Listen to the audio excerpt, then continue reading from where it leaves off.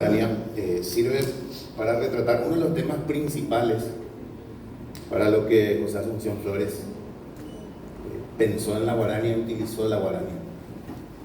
La guarania es arte, es una de las piezas más hermosas que tenemos en nuestro repertorio. Sin embargo, tiene un trasfondo muy triste, porque los yerbales en Paraguay se practicaba la esclavitud encubierta.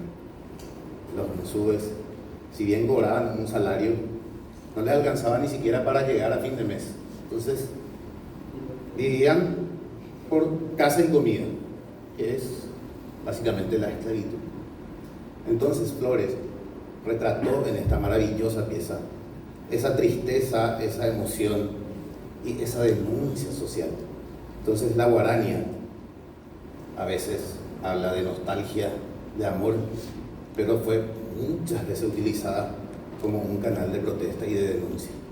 Entonces, para poder apreciar y realmente entender esta nostálgica pieza, con dos maravillosos solos, para ustedes de José Asunción Flores, Cáate.